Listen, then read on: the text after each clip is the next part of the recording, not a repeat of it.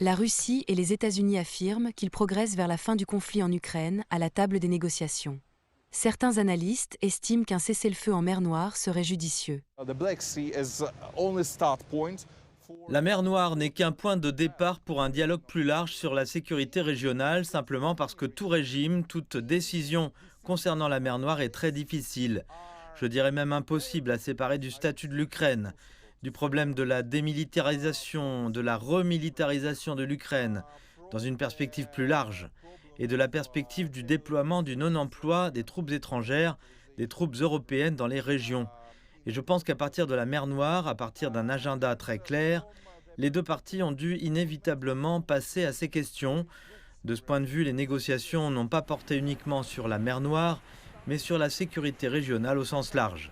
Mais avant qu'un accord sur la sécurité de la mer Noire ne soit mis en œuvre, Moscou affirme que sa liste de demandes, y compris la levée de certaines sanctions, doit être satisfaite. Les accords entre la Russie et Washington pourraient être mis en œuvre, réalisés et fonctionner. La question est de savoir comment la Russie et Washington pourraient influencer l'Europe et l'Ukraine, surtout si l'on tient compte de la dépendance de l'Ukraine et de l'Europe à l'égard des États-Unis.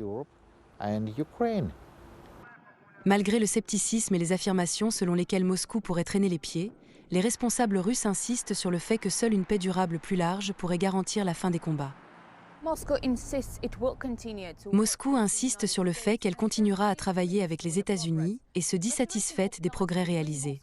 Le rétablissement des liens entre Moscou et Washington joue un rôle clé dans les pourparlers en cours, ce qui constitue une nette différence par rapport à la façon dont l'administration américaine précédente abordait la question.